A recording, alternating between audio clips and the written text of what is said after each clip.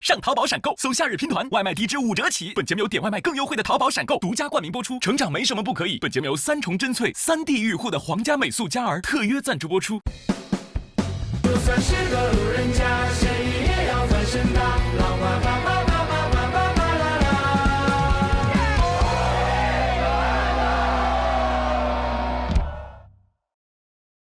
淘宝闪购，搜夏日拼团，外卖低至5折起。本节目由点外卖更优惠的淘宝闪购独家冠名播出。成长没什么不可以。本节目由3重真萃3D 御护的皇家美素佳儿特约赞助播出。听个段子电充好，感谢5分钟充好9分钟充饱，零下30度只多3分钟的比亚迪汽车赞助播出。轻松爆梗随口来，一口维他爽开怀。感谢真茶真柠真爽的维他柠檬茶赞助播出。土地有温度，美食有态度。感谢爆笑零食好 homie10个晴天美食小铺赞助播出。欢迎来到淘宝闪购喜剧之王单口季第3季。叫起来！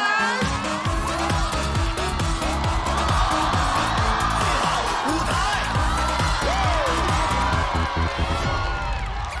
朋友们，这是脱口秀的夏天，不是别的夏天。真的，还有那选手问我呢，翟哥，你去年都夺冠了也没爆火，还回来比啥呀？我说你别管火不火，我就问你担当不担当。也触发了我们今天第一个金牌挑战。恭喜翟佳宁207票，那里面不是9是什么呀？根号81呀，拆开才是9。你是金牌律师，还比赛呢，这个得冠军，那个得冠军，老子得癌症了啊！到时候我就专门偷拍大爷偷拍。大家好，我叫小海 ，A.K.A 安福路站姐。我就说我喜欢玩手机，我就喜欢看电影、音乐、拍 vlog， 那不就是玩手机吗？啊！那你让山东猫民怎么介绍自己的英文名字？我骄傲。我看着镜子，望着镜子里的自己，挑不出一点毛病。同时，我们也恭喜林建奇204票。我们要开启这一季第1次魔王挑战了，掌声有请付航。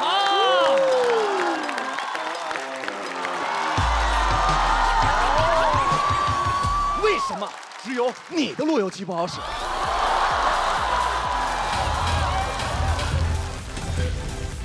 这节目打了3季了，这是第一个守擂成功的魔王。我们下半场精彩继续，欢迎各位回到淘宝闪购喜剧之王单口季第3季第1赛段盲盒抢金赛比赛继续。上淘宝闪购搜夏日拼团，点外卖拼团更优惠。本节目由淘宝闪购独家冠名播出。笑点稳稳接住，成长稳稳守护。感谢让宝宝成长有底气、上场有实力的皇家美素佳儿特约赞助播出。第一位上场的朋友，新朋友还是老朋友，这个事儿还真不好说。对于有些朋友来说他是新朋友，但对于可能你看透又时间更长的朋友，他其实是老朋友。我们掌声有请这半场的第1位演员，欢迎赵有成。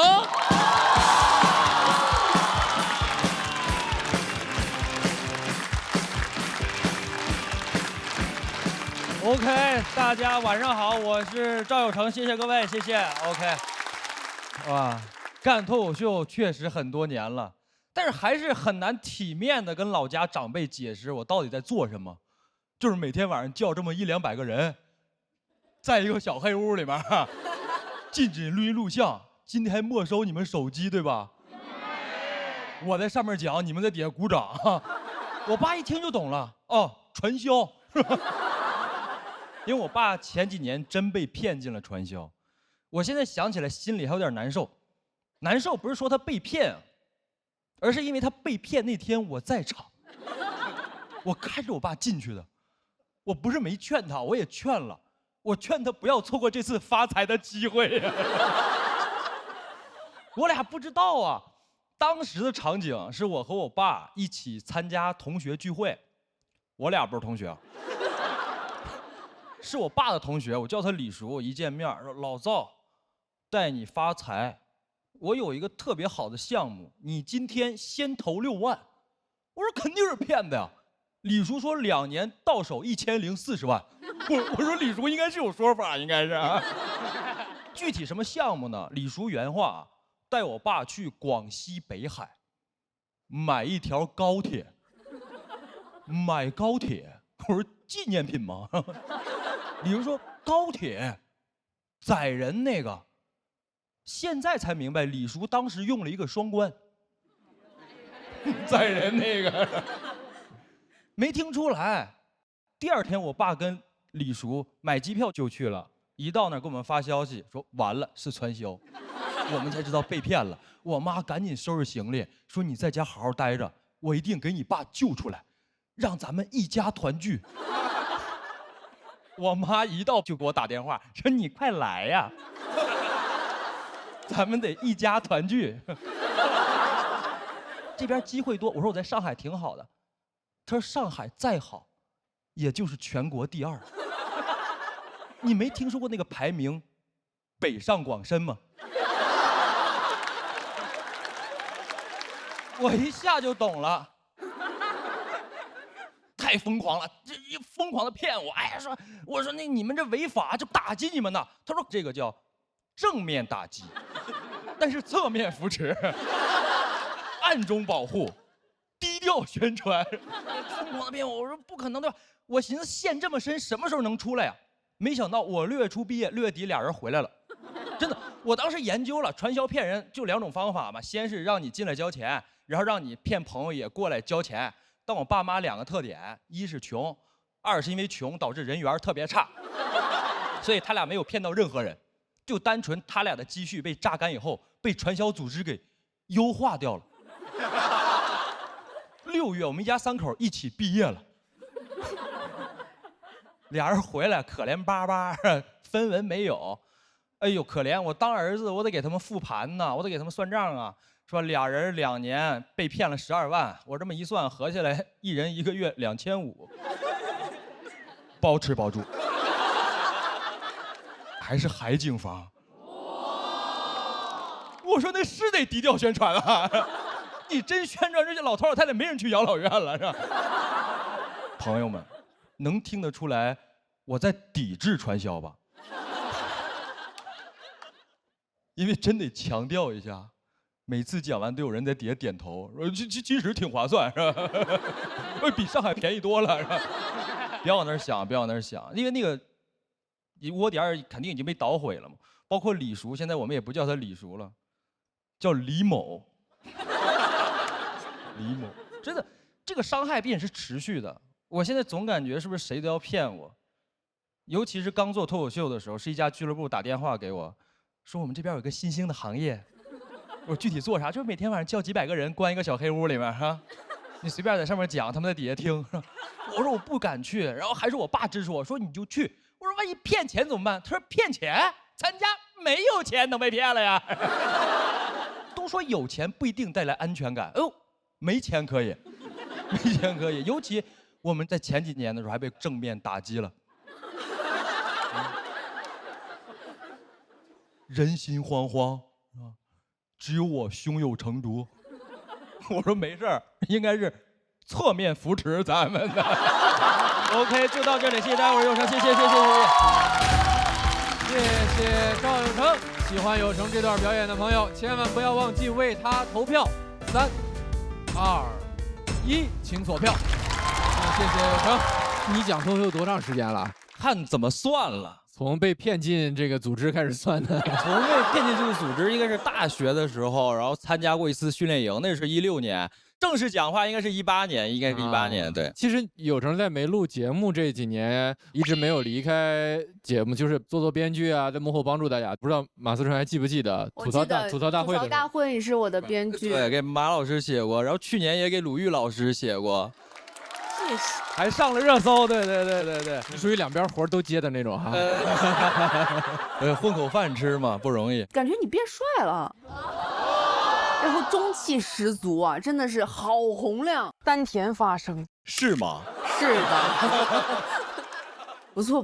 我觉得这一票我是因为我觉得你开场还是有点紧张的，但是开场不容易啊。对，是挺紧张的。没事儿，没事儿。我觉得，接下来的选手好好比吧。我觉得我后边开的还行。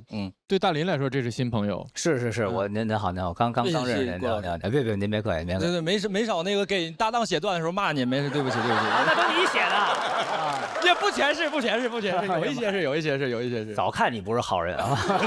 对，现在觉得就您。可能是因为您总健身吧，是吧？您这个哦，对啊，所以这中气特别足嘛，身体特别好。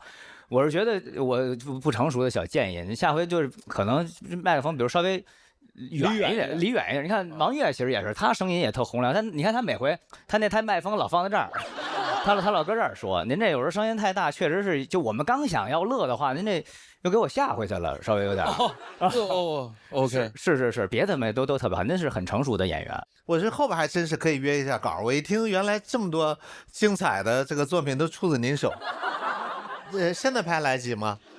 现在有点来不及了，来不及了。那你现在拍就有点刚刚正面打击，现在侧面扶持的意思。那我还是选择暗中保护吧。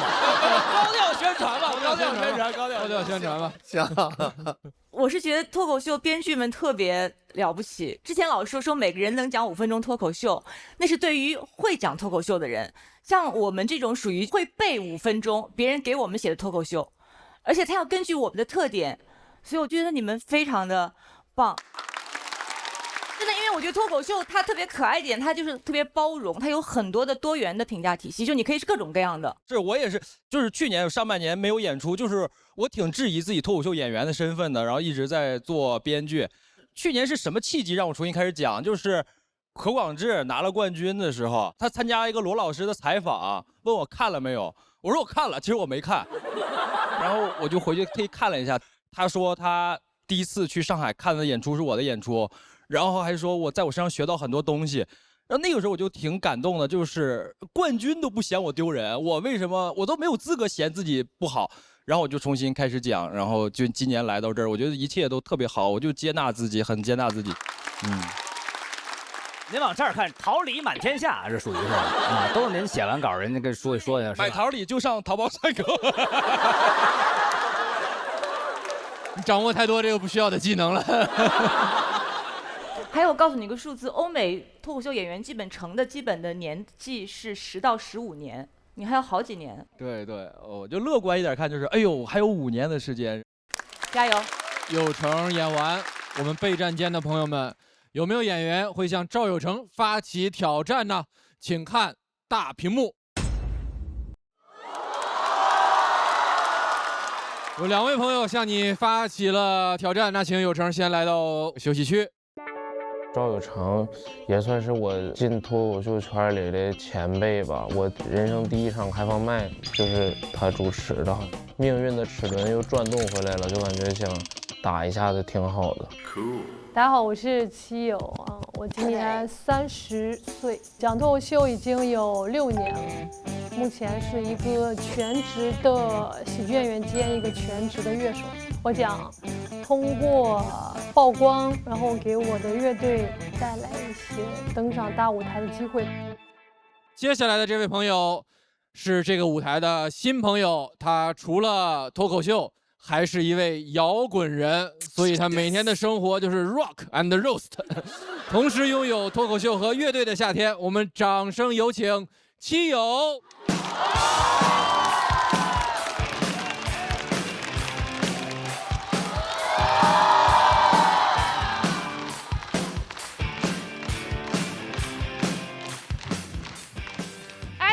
是七友，对，我是一个摇滚乐手啊。但我最近刚剪这个新发型，他们都说我现在是摇滚鲁豫。对，其实我是一名贝斯手，大家都知道，对，乐队中存在感最低的一个人。怎么说呢？我们乐队现在就在演出。没人发现我来了，我身边是有人不知道这个乐器是什么，问我乐队玩什么，我说贝斯，他问我贝斯在哪，我说我贝斯在家，他说在家不叫贝斯，你那个叫 gap， 我我说 gap 是啥乐器？他说 gap 就是什么都不做。我说那不就是贝斯吗？我告诉朋友，存在感低是因为我们贝斯是一个低声部乐器，对，但它很重要，它是负责兜住整个乐队的。你可以看不到，但不能没有。贝斯是这个乐队的内裤。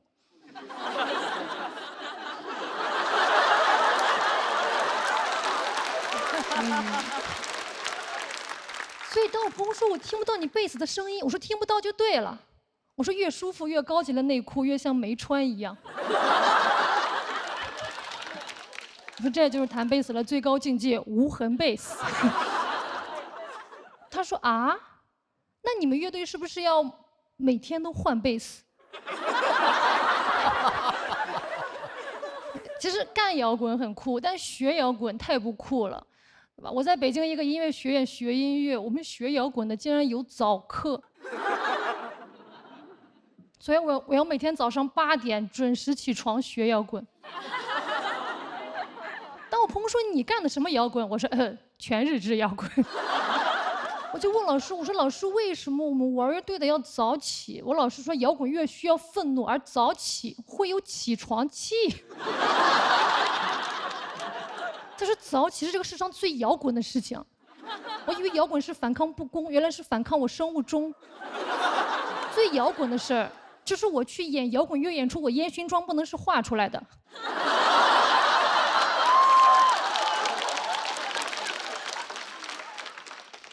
你很难想象，以前摇滚精神是燥，现在是早。本来以为毕业了之后可以持证摇滚，但是发现我这个学校太不正规了。我们学校的学历，学信网不认，但是在摇滚圈含金量很高。这句是我老师说的。然后我就猜，我说会不会我们学校在摇滚圈含金量高，就是因为学信网不认呢？你想在外人看，他说哇，你上3年学不要学历，这也太摇滚了。我毕业之后去找乐队，这个主唱很拽，他说想加我们队，你有什么优势？我说哼，我这个学校学信网都不认。主唱惊呆了，说啊，学信网是什么？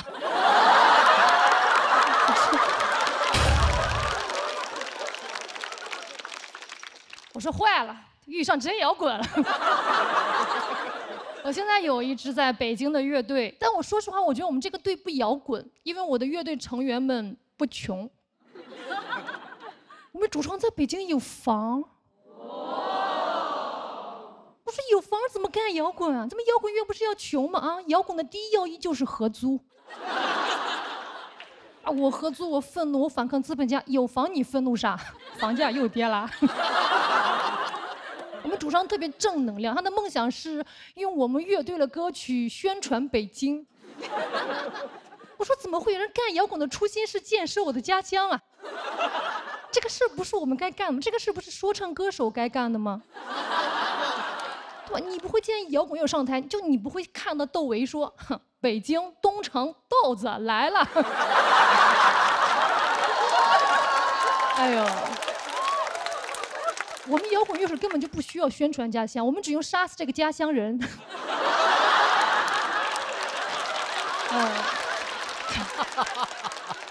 就是我的感受就是，我们主唱虽然在干摇滚，但梦想是有编制。你知道，一个每天在 live house 跳水的人，梦想是想上岸。我觉得他的梦想就是在音乐节发表讲话。咱们摇滚乐不能这么摇，咱们得有组织有纪律。不要忘记，我们乐队的宗旨就是先摇带动后滚。你知道，为了实现我们主唱的梦想，前几天我们队发新歌，我们主唱说，到咱们发新歌的时候艾特一下北京文旅吧。你知道，我第一次见主动要求被管理的。不行，咱们就直接写一首歌，咱们就写一首你要生3胎吗？你看看。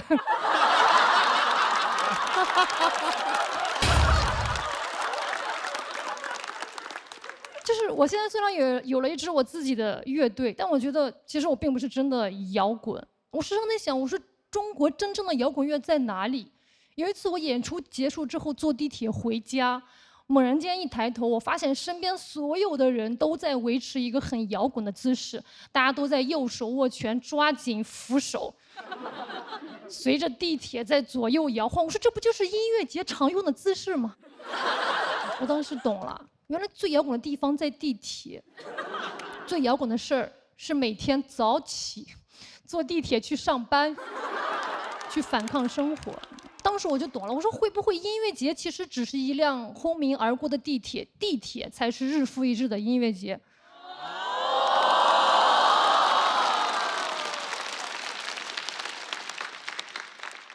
就我们仔细想，在地铁里，我们都会不由自主地喊出那句最勇敢、最愤怒的话，就是你能不能别踩我脚了？谢谢基友，喜欢基友今天这段表演的朋友，千万不要忘记为他投票。3、2、1，请锁票。再次谢谢基友。脱口秀整这么多年，又出现了这个新赛道啊，新的品类啊，摇滚乐。乐队叫什么呀？我们是一支风格比较小众的乐队。这一听还不太好意思说这个。我们是一支玩 ska 的乐队，可以理解为雷鬼反派音乐的一种。对。那就是还挺猛的呀，那个是吧？一般猛，你可以听一听。啊。我们乐队叫玩具头 Toy Head。那所以说贝斯其实是平时就是在里边，能说起拨弦的次数比较少一点是吧？相对来说，这个是一个蛮刻板的印象，一般弹的少的都是技术比较菜的。怪不得我以前呢也合作过一些乐队，看样那就属于是技术比较菜的，因为看半天就是身子晃得多，嘣，就是这。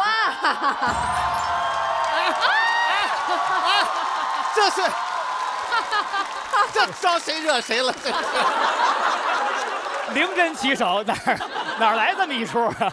好突然啊！这是博哥最摇滚的照片。这太猝不及防了，我天哪！这是，其实这个也是，你知道这照片怎么出来的吗？按理说这照片应该都是别人给放出来的，这照片是我后来开始有了一定成绩以后，有一个记者跑到我们家去了，说是我朋友，跟我妈聊天，我妈给人做中午饭，做完了以后，他说他有没有之前的资料什么给我看，这全是我妈给摊开给人拍的，一张一张给人拍的。就这些资料应该原始只有纸质版，对吧？对。好家伙，入室坑骗了咱老太太。对，所以说你们现在的海报大概是什么样的？能宣传宣传？可以关注我，然后看我们乐队的。不用这么羞涩了，节目组刚跟我说版权的事情搞定了。我们听一下吧。博哥下来跳舞啦！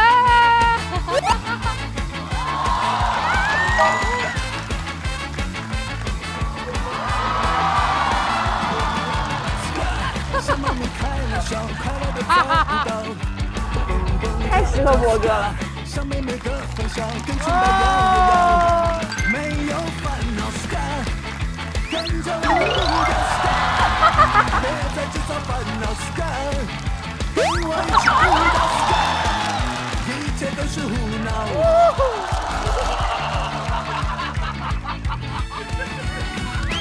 音乐太棒了。好帅啊，好帅！作为一个波波头女士，想对另外一个波波头女士说两句话。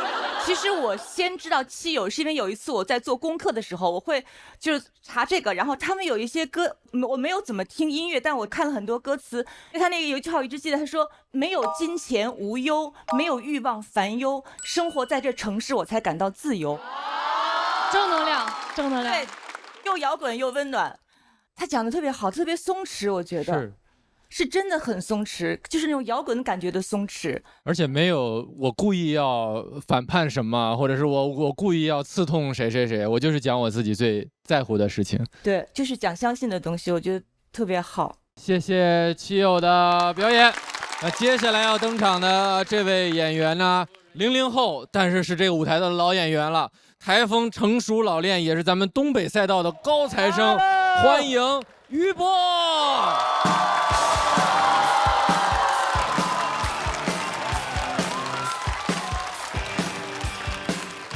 嗨，朋友们，我叫于博，很开心又回来了。我去年也来过这个节目，但是巡演到现在1年，我了解我现在的知名度就是没怎么上来，但我消费已经上来了。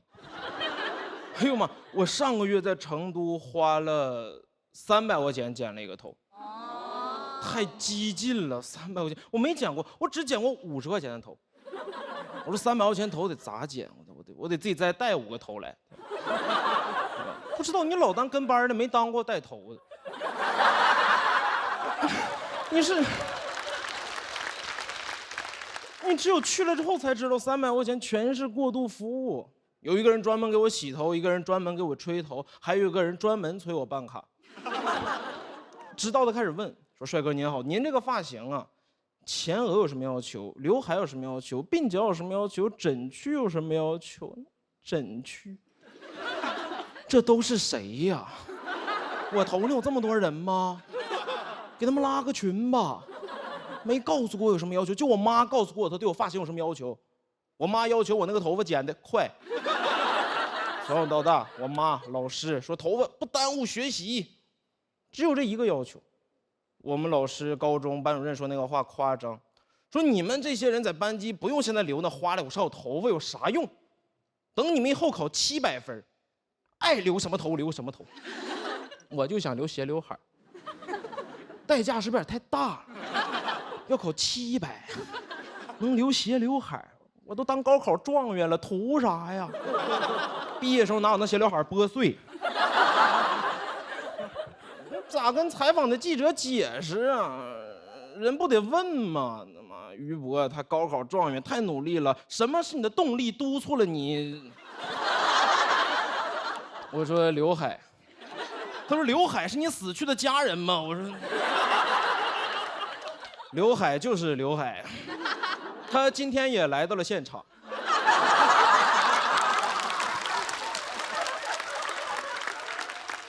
解释啊，3年拼死拼活，最后为了当非主流，不讽刺吗？考了700分，为了和200分的同学长一样。但你不能有对发型好看的要求，因为你稍微有点要求，老师说你不行啊，你这叫臭美。臭美，什么是臭美？臭美，臭美应该是我们对石楠花的评价。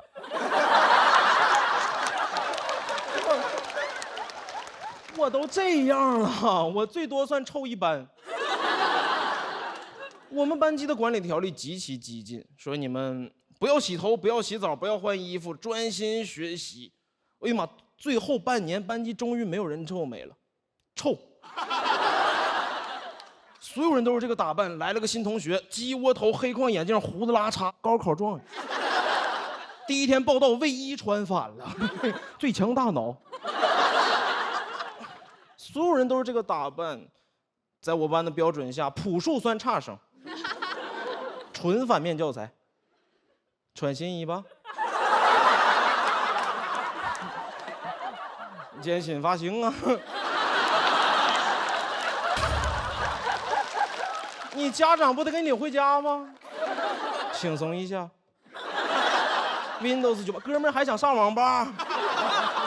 New Boy 上不了我们的 Old School， 就流浪汉能上我们 School。我们班级最后半年，一堆流浪汉坐在班级备战高考。乞丐来我班，以为到救助站了。我们看着乞丐，以为新同学呢。丐帮的本质是作业帮。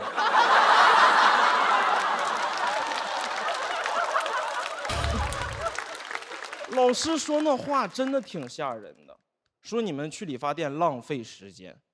完全可以自己给自己理发，专心学习。要不说高中生还是得有自理能力。你现在听了会觉得荒谬，那时候愚蠢，信。当天晚上回寝室借的推的给自己剃头，根本不省时间。2个小时就把两边剃干净了，前面后面看不着，中间剩一绺没剃完，后半夜困了。第二天一睁眼就顶着墨西干上学去了。奥特曼背着书包跑操去了。这发型坐在班级上早自习，太像傻的了，像是那种会把中性笔塞到嘴里边，然后，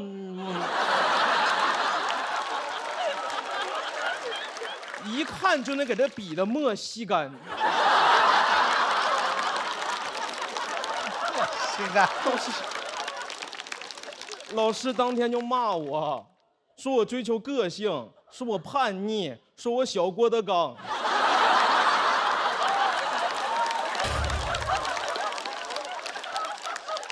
说你剪头发还是好打理，和老师剪一样的发型就可以了。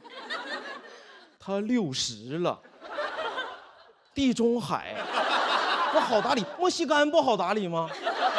和你那地中海还互补，咱俩能拼团买1顶假发。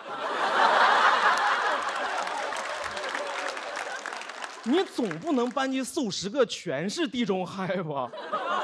班级40、50个，谢广坤穿着校服上自习，你不害怕吗？一低头，老师讲台眼睛晃的睁不开。晚自习上到天亮了。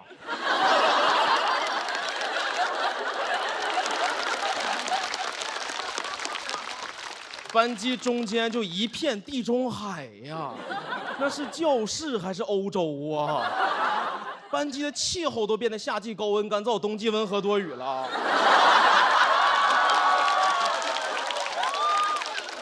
老师就在中间一站，被地中海包围了。老师是意大利。管我们纪律的时候都这么说话，说你们不要再说话了，你们这不是。他一说话脸儿都看不着，全被他那黑手挡上了。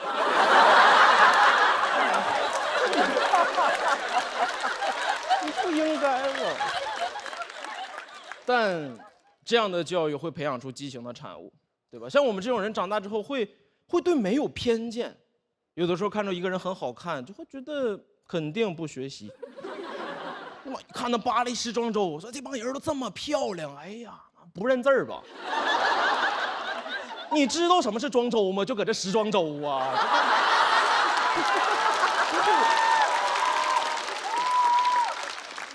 你会在一定场合下、特定场合去更信任那些不好看的人，对吧？如果今天是一个考试，周围陌生的考场我都不认识，但是我就是要抄袭，我肯定抄我旁边最埋汰的那个人，对吧？门墙陈明飞，我肯定抄陈明飞。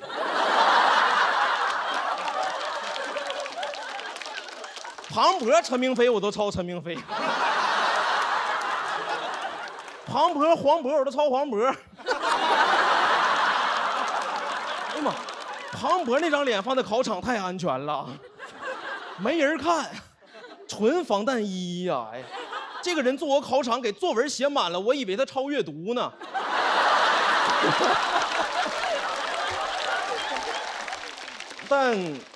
但不对吧，朋友们？但不对吧？审美什么时候开始站在教育的反面了？审美不应该是教育的一环吗？你总得通过教育才能让我知道什么是美，什么是丑吧？丑是我们都不想成为的那个画面，美式咖啡。我是于博，我讲完了，谢谢你们。谢谢于博。喜欢于博这段表演的朋友，不要忘记为他投票。3、2、1，请锁票。谢谢于博。结束的猝不及防，怎么会停在美式咖啡上呢？因为今年我也想当一回傻子。那我必须问一下，这个领域的这个，为啥骂这么难听呢？啊，骂谁了？骂我吗？没有，特好，但是他确实骂我了，啊，反正叮咣乱炸，一直在翻，特好。但是我特别喜欢他那个中间的状态，是他那梗都挺混的，但是他那态度前面态度都又很正，其实很能说到大家心坎里。说那个于博这些梗都是奇绝的角度击中你，你知道你哪个梗击中了大林吗？小郭德纲。我认为美是小郭德纲。不是你这都是小笑话，我小的时候真剃那个头。我小时候也真剃，这个是一个真事儿，那个梗是一个简单真相。武孝传真好，他其实我没想到他是从理发开始，然后用理发贯穿始终，最后其实讲的有一大段关于更年轻时候的那种青葱岁月的回忆，然后最后讲到审美跟教育的对立还是应该站在一起的问题，我觉得太棒了。当你讲到理发的时候，我其实稍微有点担心，因为之前你听到过一些关于理发很好的段子，但是我发现就是一个优秀的演员，他能够从新的角度翻出新的花来。哎，感谢。于博，然后那个博还是一个博。对，这也没忘了糟蹋我一回。哎，没有。对，就比如说问大家，如果说我俩在一块儿，你们抄谁的？也没听明白是什么博，反正是都没好到哪儿去。这个，但是我觉得特别好的一点是在哪？我觉得有一个作品是在讲审美，我特别高兴。我记得以前是木心好像有一句话说，没有审美是最大的绝症，好像是有这么一句话。大概这意思。我觉得这个作品最好的一点就是。他用了一个特别的方式，开玩笑的方式，说小时候上学的方式。其实我们的那些审美都是从最小的时候那点点滴滴，一点一点被抹杀掉的，认为它不重要。不，它太重要了。刚才于博说到，说教育为什么没有和审美结合在一起？就是你说那句话的时候，我就感觉我那个一下机灵了一下，就是终于有一个人说这件事情，就会很开心。而且我特别喜欢你蔫蔫的、黏糊糊的，然后又有点那个小委屈。一个好词儿没有啊？小委屈还行。小委屈，然后但是你说出来那话呢，又会让人很中听，就是整个就是很流畅、很舒服，特别喜欢。几位，你们原来留过那种贼叛逆的发型吗？哎呦！啊，这节目组，我天哪！你的好精彩啊！那个波麒麟也太好笑了吧！当时啊，我妈跟家正做饭呢，来一个记者说呀，说是我同学，我妈就给他看了。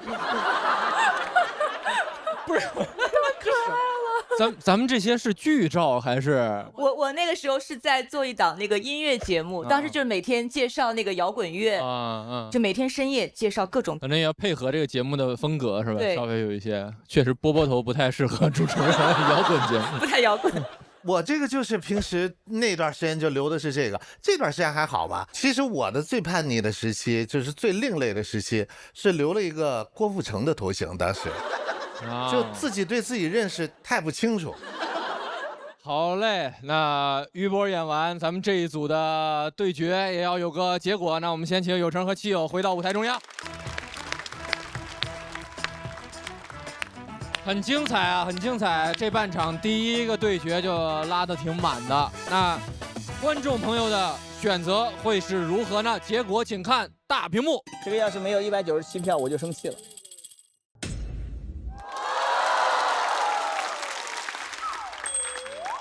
恭喜于博哦，差2票就开启我们金牌的挑战了。有成136，七友184。按照规则，两位要先遗憾的前往待定区。谢谢两位的表演。其实出分的时候，我还这个感觉很微妙，你又觉得我还蛮好的，然后又会有一点点小失落，就是为什么不能再好一点，就能直接晋级了。大家真的很好，大家都会关心我说，担心我开场这个位置会不会影响到我。我觉得本身就是，这个行业对我能力的一种认可。那我们也恭喜于博198票直接晋级。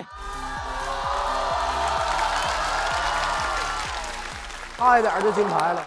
我知道他肯定低不了，我以为他会掉金牌了。哎，黏糊的多好啊，上台。嫉妒。有啥？我今天也别猖狂，金牌第2轮有可能得用。我下一轮赛制是啥？抢夺金牌，物理抢夺，就抢夺你的金牌。你不要试图跟一个律师讨论物品所有权的问题。下一位要登场的演员是一位新来到我们舞台的演员。据他自己说啊，平时就是一个行善积德、乐于助人、货真价实的这么一个老好人，所以我们一起来听听这位老好人的心声。掌声欢迎来自厦门来风的武科伟。嗨 ，Hello， 大家好，我叫武科伟，面相老实，看得出来吗？从小就老实，就是从小人缘好，老实人缘好，经常放学路上会有哥们儿等我。有个哥们儿每次见我来都很高兴啊，会掏出小刀耍一套，然后我把钱给他，我后面反应过来，哦，这是勒索。我之前一直以为他在卖艺的，很难确定的。然后这个哥们儿吸烟挺有意思的，烟吸进去，从嘴里吐出来，能再从鼻子里吸进去，帅。那是我们村第一台抽油烟机。他跟我们说这招叫做追龙，我说这应该叫方太吧。谢谢武科伟。接下来要出场的这位演员，掌声有请朱大强。哎，大家好，大家好，我是大强。我有一次在酒吧里面喝酒啊，遇到一个男生，明显是喝多了，他端着那个酒杯过来跟我讲一些胡话荤话，讲完以后呢，自己给自己找台阶下，他说你要理解，你要理解，我们男的嘛，有时候喝多了就是会酒后乱性。我说哟，乱性是吧？那你以后就跟我姓。我说你以后跟我姓朱，你们全家都跟我姓朱。我当时举起酒杯，跟酒吧所有人说，我说来，这个酒吧以后所有人都跟我一起姓朱。听出来我也喝多了，我真的喝太多了，重申这是我在酒吧反清复明啊。谢谢朱大强。接下来有请三角猪俱乐部的主理人戴维。Hello， 嘿，大家好，我是戴维。确实是老朋友了。其实我今年已经37了，对，都说男人过了25就是60，所以我今年72。我觉得人的衰老它不是一个缓慢的过程，它往往就是一瞬间。我的那个瞬间就是我女儿第一天上幼儿园，我把她送到校门口，给她系鞋带，我一弯腰就闪到了，我当场给她跪下。好久都起不来，女儿当场吓哭，也给我跪下，爸爸不要死。那天学会一个道理，小孩鞋子还是得买魔术贴的。我很仔细的回想了一下，好像就是在我女儿出生之后，我身体就开始有这种断崖式下滑，我感觉自己跟一个水果手机一样，就下一代一出来，上一代就很多问题。那现在很容易累，就感觉续航变差了，那相当于电池老化。那接下来中年发福，就电池鼓包，再往后憋不住尿，电池漏液。谢谢戴维。戴维演完，我们这一场的 PK 也要有一个结果，观众朋友会给他们什么样的结果呢？请看大屏幕。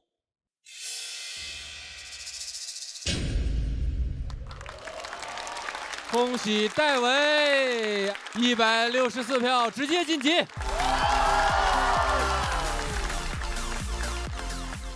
看了几组 PK 了，看了几组挑战了，接下来我们玩一点不一样的，好不好？我们要开启下半场的魔王挑战环节。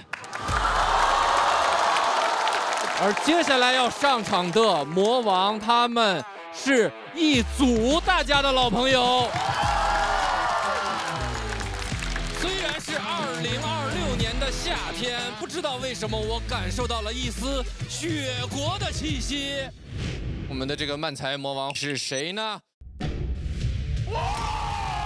怎么请到他们的？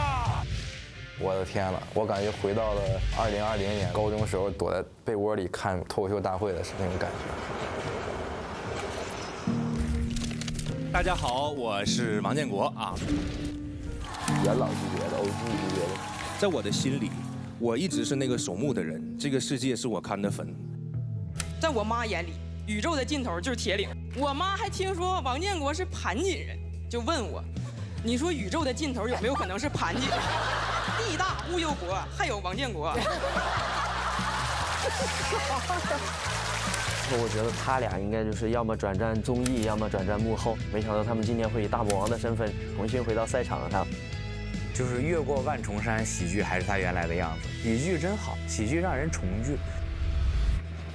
让我们欢迎这对老朋友第一次搭档讲漫才，有请王建国、李雪琴。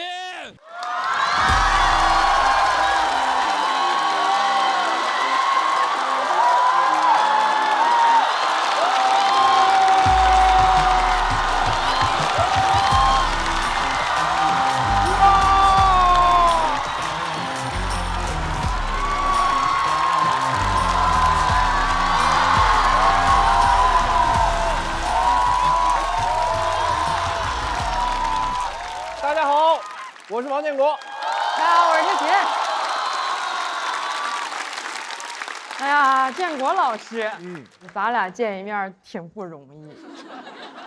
我见你一面挺容易的呀，随便充个会员不就看着你了吗？你看你这话说的，你不充会员，那广告里更有我。老雪，你变了啊！以前多实诚一个人啊，现在你好那个，我好啥呀？你好星期六。你有点正事儿，咱俩今天舔俩老脸站那块儿还整个组合，你不说要讲漫才吗？这倒是真的啊！我甚至呢把我们组合的名字都想好了。啥？我们的组合就叫“昨天晚上我梦到我太爷和我太奶了”。我太爷和我太奶呢两个人一起过来找我聊天，一开始呢聊得还挺开心的，但是也不知道为什么就越说越生气，越说越生气，到最后哎两个人联手打了我一顿。你这是个名儿？破折号，死去的 CP 又来攻击我。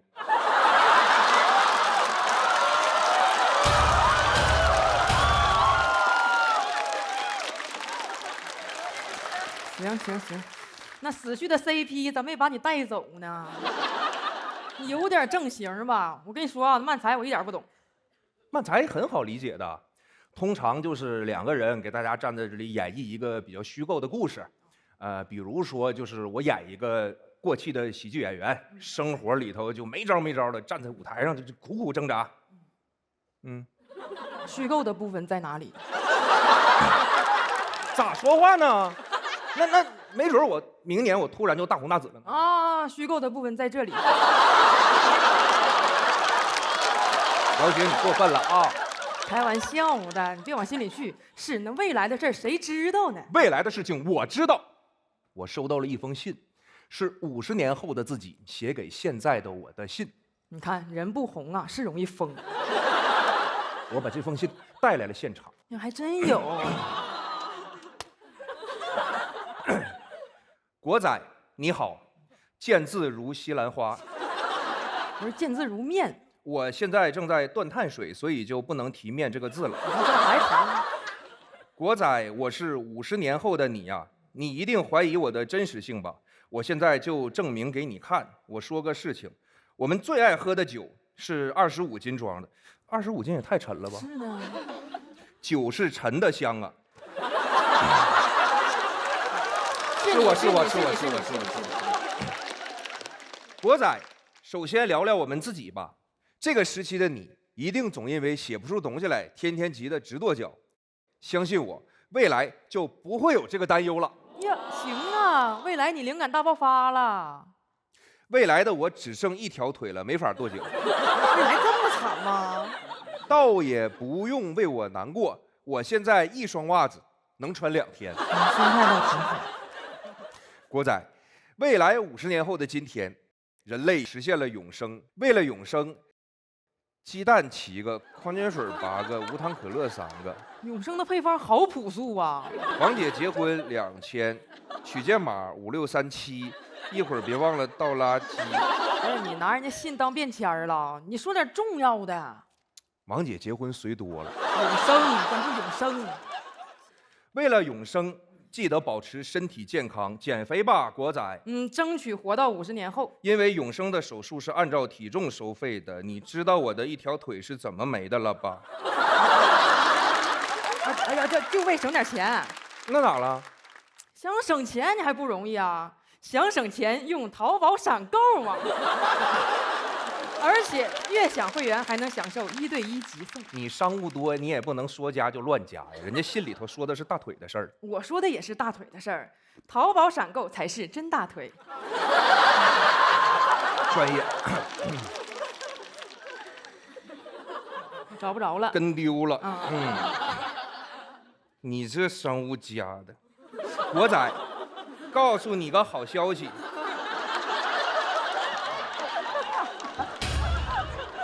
未来讲谐音梗终于不扣钱了。哎，行，终于让你盼到那天了。而是会被判5到10年。真给你判了。现在的我还剩下2620年。不是咋的？你干谐音梗园区了？由于时间管理局的规定，我不能告诉你未来双色球的中奖号码。这时候严格上了。因为说了的话，我会被判15天拘留。那你就说呗，2000多年你都蹲了，你差这15天？15天可是半个月呀！我的半月板一直不好。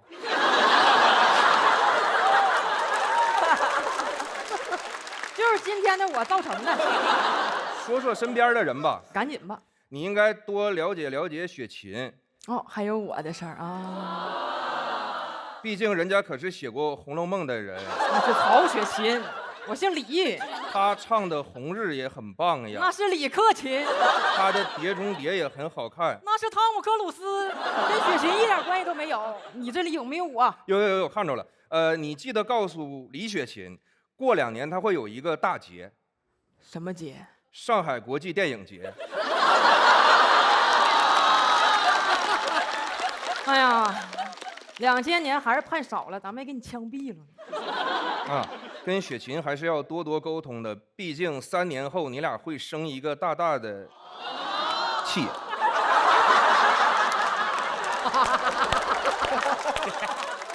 我现在就能生一个大大的气。生气的原因是因为你说话大喘气。生气的原因是因为脚好痒。我生的脚气呀？不是，我说我现在脚就好痒。你现在是不是就一双袜子穿2天呢？哎，有原因啊，原因是我们最后一次见西兰花的时候。啊，就最后一次见面的时候呗。啊，咋的了？我想请雪琴吃一家很好吃的红烧牛肉西兰花，但是她说她在减脂，不能吃西兰花，只能吃西兰花。我说给我个西兰花字，她没给。我说你不看生西兰花，你看佛西兰花。别讲，还有一番。我记得当年念到这里时，雪琴会把我们手里的纸抢过来扔了。帮我告诉他，他扔的纸不是一般的纸，是兰花指。对了，还有一个，我看看写的啥，来，你别念了。啊，对了，还有一个好消息，盘锦现在成了宇宙中心了。而铁岭真的成为了宇宙的尽头。我的妈呀，那宇宙连辽宁都没出。除了东北，其他地区融合成了一个超级大都市，统称三亚。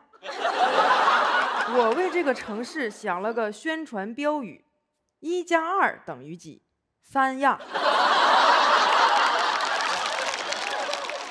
没算错呀。当年我们总想着从东北走出去，现在机会都在东北，但很可惜，我却再也回不去了。好悲伤。因为啥呀？因为我还在坐牢呀！你该呀，谁该？很有逻辑，该，雪琴很有逻辑。在未来的世界里，人们总怀念2026，人们总说26年的车马很慢，发个邮件也要1秒才能收到。人们还在担心自己会不会被 AI 取代，其实 AI 不会取代人类，人该累还是会累。放心吧，朋友们，也没有更好，也没有更坏。要我再帮你生成一些 AI 没有取代人类的话，这不还取代了吗？开个小玩笑啊，开个小玩笑，就写到这里。未来再见吧，永生者们。完事儿了。这封信呢，你好好留着吧，寄过来一次不容易。其实我这里还有一封51年后的自己写给现在的自己。话那么多，你自己搁这念吧。谢谢大家。何仔，谢谢雪琴。喜欢两位这段表演的朋友，千万不要忘记为他们投票。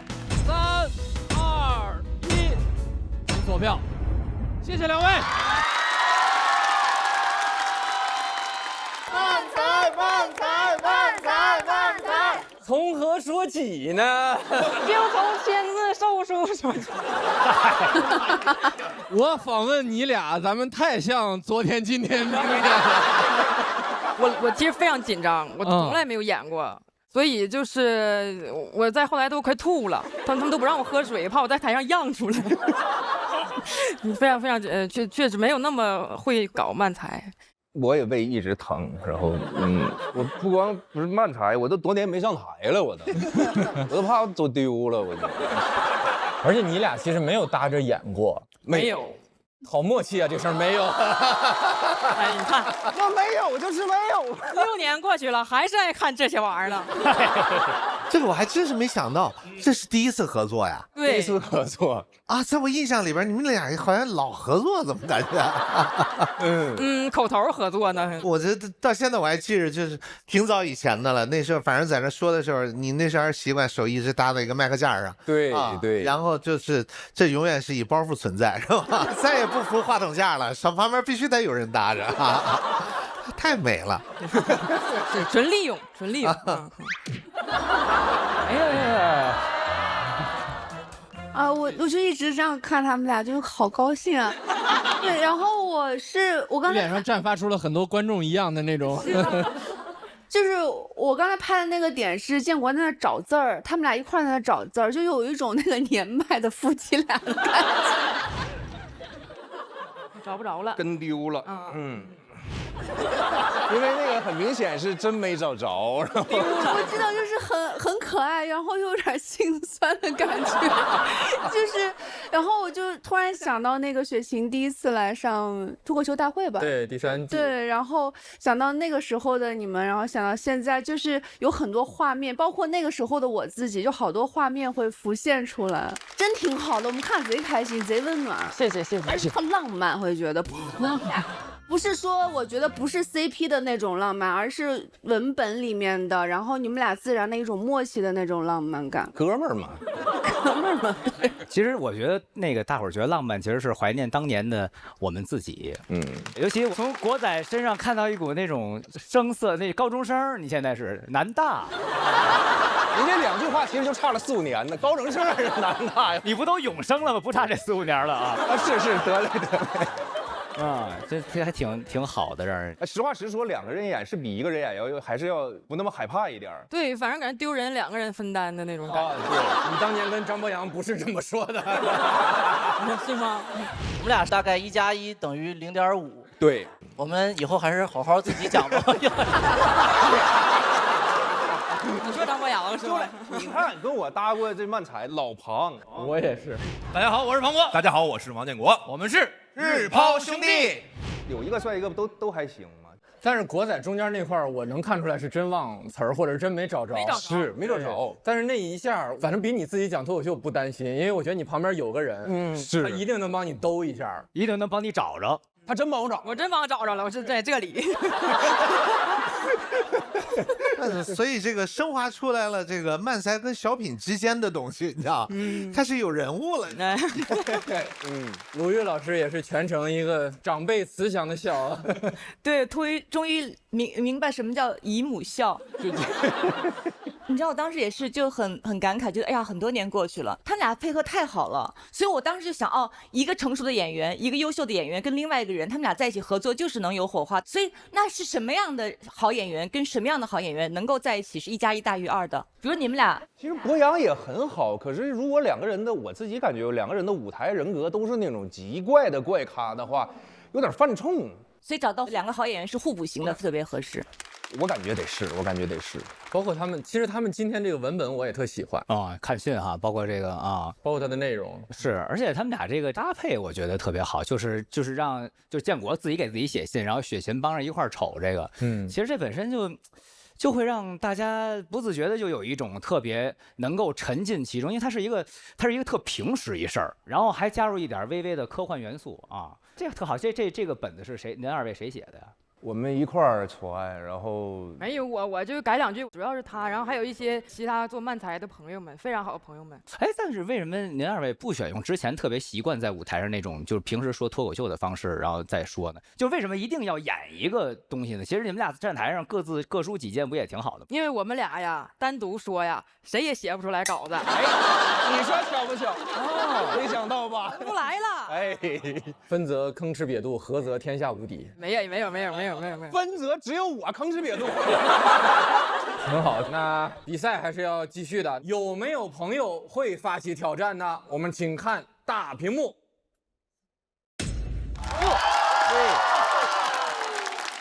快来挑战我们吧！加油！去吧！加油！慢才！好！终于要开始了啊！好梦幻啊！终于能上台了，开始了，这是我第一次踏上齐丹的舞台。因为我们私下关系很好，也知道他，我不知道他接下来会不会讲，他会不会再上舞台，我都不知道。他在讲漫才就更不确定了，所以我觉得有可能这是我们和他们最后一次在舞台上同台吧，讲漫才，所以就特别珍惜。他们俩肯定没有我们俩默契足啊，对不对？对，我们俩天天在一块儿，他俩也不是天天在一块儿。我们俩是对，我们俩是搭档。安全出口、肉食动物也都是非常优秀的漫才组合。我们先请建国、雪琴来到休息区。登场的第一组漫才组合，台上虽然是2个人，但有可能会发出3个人的音量，因为我们在四面八方都会看到他们的标注，因为他们是安全出口。掌声有请！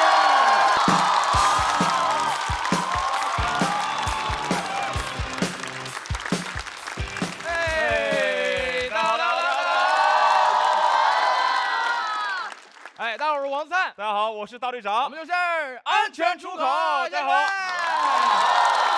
哎呀，好开心来到这里，真的。哎，欢迎来到这个喜剧之王漫才季啊！哎，确实啊，挑战魔王啊，我们作为一个节目新人，是，感觉有点冲动了。但是我觉得这样很帅，你们觉得呢？很帅。啊，因为我最近经常看那种格斗比赛。哦，就那种 UFC，不知道大家有没有看过？哦，看过。里面有很多中国选手都很帅。你像李景亮是都认识吧？张凯丽都认识吧？张伟丽，张凯丽都穿足力健了，还打格斗呢。张伟丽，拳王特别的帅，中国力量，特别羡慕他们，是吧？哎，我就今天特别想体验一下那种当格斗选手的感觉。哦，哎，想演一下格斗选手的一天，怎么样？可以啊，那我们就来一下，好吧？格斗选手的一天，跟我有什么关系？啊，醒了啊！要不今天不去了吧？大学生啊，大学生啊你，勤奋一点，勤奋一点，勤奋一点。哎，洗漱，刷牙。哎呦，干呕。啊，带了个假牙，带假牙你刚刚刷毛线啊？刷假牙不就行了吗？刷假牙啊！哎呀，刷假牙就别呕了。这样，我来演你的教练啊，我带着你练，好不好？不然你还得吃早饭。训练我啊！这个明天的比赛非常重要。好的，教练。今天要对你进行一个特训啊！你觉得教你泰拳怎么样？泰拳好啊，是吧？就那个吗？哎，这什么泰拳？泰拳很刚猛啊，讲究用你的双拳、双肘、双膝、双腿去发力。啊，用这4个部位发力。明白了，教练。明白了，站起来。谁让你同时发力了？不会没关系啊，看着我教你。首先，双手护头，核心收紧，哎，重心在你的2腿间来回移动，差不多呢，能是这样吗？干嘛中场休息你上啊？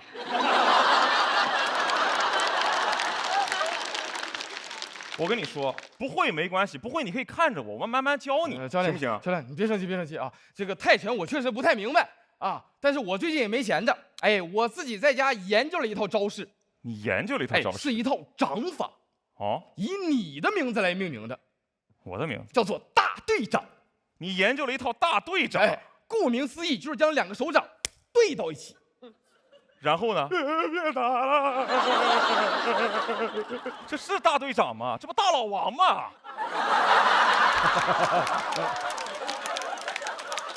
一点气势没有吗？打格斗最重要的就是有气势，气势。入场就要用你的气势压倒对手。好，教练，明白了啊？我身高180，我身高180，说你自己的。我体重160，我血压170，我臂展185，我是臂展UP主。什么臂展 UP 主？这逼了嘛？你上一边逼了。可能我表达的不清楚，就是你要吓唬他，你明白吗？吓唬他，吓唬他，假牙掏出来，不是 jump scare， 是你让他觉得他赢不了你啊！哎，完全赢不了你，赢不了我。哎，哼，我告诉你，怎么着？你赢不了。凭什么？我爸是裁判，你爸是裁判能行吗？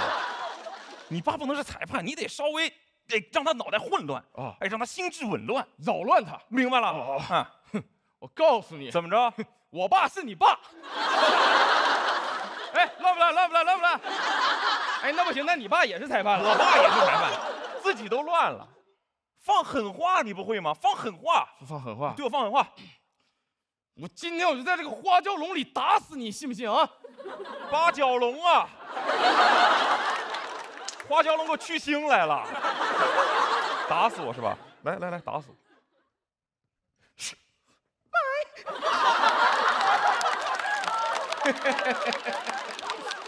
麦都给打掉了。来，继续打。别打！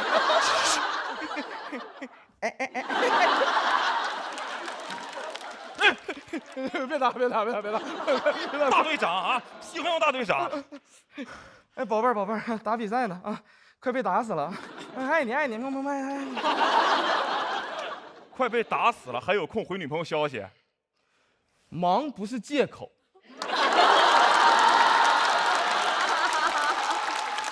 没有回不了的消息，只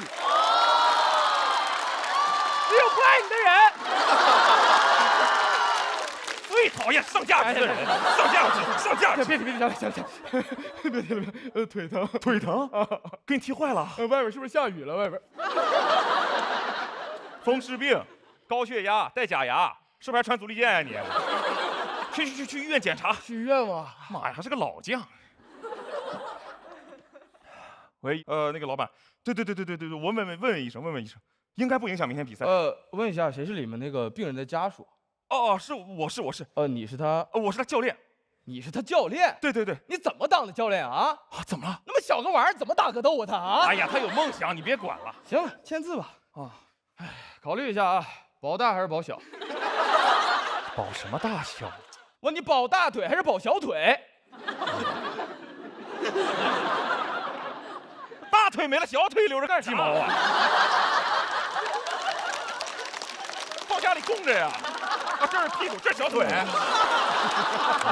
你别激动啊，这里是荒诞了，这里是医院啊，不要大喊大叫啊！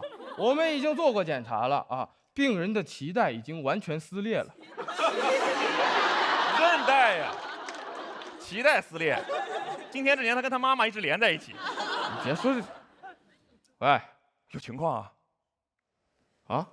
咋了？哦，不需要，谢谢。骚扰电话接这么认真干什么呀？病人什么情况吗？病人什么？病人叫什么名字？叫王灿。王灿是吧？正在手术中。但是好像出了一点小意外。咋了？哎，他出现了一个这个大出血的情况。这不是小意外啊！现在需要这个紧急换腿，换血吧？你是 O 型腿不 ？O 型血，换什么 O 型腿呀？谁换了 O 型腿这么打格斗的？儿子，我儿子呢？王灿母亲，我儿子是不是出事了啊？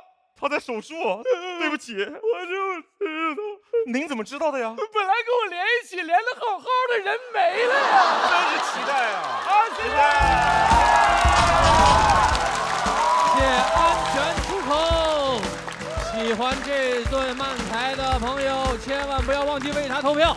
倒计时，3、2、1，请锁票。掌声再给安全出口。谢谢。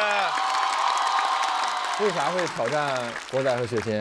因为就是想，就是大家慢才都凑到一起，然后能好看一些嘛。然后也是和这些老人们，不是老前辈们，能荣幸和前辈们同台，很荣幸。是，我们就是感觉，如果说要让大家看到慢才的话，那干脆就让大家能够不间断的看到慢才是什么样的。其实安全出口也是组合蛮长时间了，对不对？是。你们在一起，哎呀，这话好怪。你们一起工作多长时间了？快5年了吧？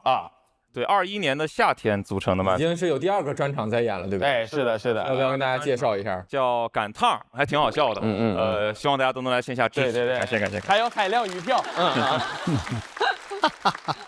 怎么样，大林？这对慢才感受如何？因为我从小就知道慢才这种艺术形式嘛，甚至说我小的时候去大阪旅游，还专门去买票去看了慢才。因为我不懂日语啊，我一句都听不懂，确实不明白。但是看2个人那个在舞台上那个感觉是很像相声的，所以我就一直特别关心这门艺术形式。我很希望，在咱们的舞台上能有特别优秀的慢才组合出现。而且到最后，您这个表现确实也都很好。慢才本身这种人物之间的互相转换啊，是吧？这个上下台速度特别快，而且为什么最后你们俩掉了一个这么站呀？因为在我们俩的理解中，其实慢才没有一个说是什么固定的站位只是我们觉得需要切换一个场景的时候，这样可能会更加的顺畅一些，更容易理解。对，观众会知道，换了个场景了，大概是这么回事。那所以说这个也没有一直就是固定谁是纸人谁是怪人，是吧？其实是有的，来回也有一些变。对，但我们2个喜欢这样，我们2个之前都是做那种就是来回互换，就是在一个本子里面会互换装傻和吐槽的这么一个形式，规定谁是那个傻。对，但是好像就是可能我们能力也有限吧，因为去年在另一档节目被快这个就别说了呀。鲁豫老师也在，你也来这边了，少说2句。去年也对我们做出过中肯的评价啊。台上有人装傻，真省事儿了。是。他们俩双吐槽，双装傻。然后我觉得今年特别好的一点，我实话说是叫低开高走，慢慢就渐入佳境。中间你的那个东西掉了嘛，然后你瞬间把它拾起来，一边还就正好是一个手机的一个对那个衔接的，甚至我认为那是设计，因为衔接的非常好，说明你现场是很自然的。对，是能够掌控这个舞台的。那个一定是舞台就小事故，对吧？他那个麦克风掉下来嘛。是，没事，我们出过更大的舞台事故。而且特别巧，昨天我刚采访完张伟丽。张伟丽，不是张凯丽。我这儿再说一小插曲啊，我去年扮演过一个人物，就叫王灿，扮演我母亲的就是张凯丽。不是大队长。那没毛病了。我觉得那个王灿特别有一种动画人物的感觉，你特别像个动画人物。我像什么？动漫人物。耳朵不是。光嗓门大，耳朵不。卡通人物。对，卡通人物就很可爱，然后你做很多动作就会很浑然天成的一种。他说很浑然天成。谢谢老师。你也很漂亮。谢。这种话放心里就好了。没有冒犯的意思，王灿像一小动物，就是很那种土拨鼠，是不是？我就觉得，哎呀，真是，因为我为什么会觉得很好，是在于那个麦克风掉下来是一个舞台事故，但是他把它处理得很好，他后面接的又是他整场最打破很多东西的一个大包袱，就会所有事儿、所有气都往上推到一起。我甚至会想，不出这个舞台事故或者没处理得这么好，那个包袱、那个梗也不会这么精彩。可能是喜剧之神降临了。对。拔这么高吗？那一刻可能北野武来到了你身上，他找到安全出口了。他行，谢谢安全出口，谢谢各位，谢谢。请来到国仔雪琴旁边。热闹的，这个座第一次出现了热热闹闹的感觉。安全出口那个也，就是巧妙，那个保大腿还是保小腿，你说这是怎么想出来的呢？这种人，他上过小学吗？我感觉他们的段子有一种没被知识污染过的那种感觉。我俩是那种会在教室前后追逐打闹，被老师拎到窗口去上课的小孩。我没有他那么喜欢恶作剧，但他就天天给人恶作剧。对谁做剧了？就是我们2个人下雨了，在地铁里面，但我们俩手上都有一把伞。他说剪刀石头布，谁输了谁把这把伞打开，站在地铁里。然后我就输了。在路上。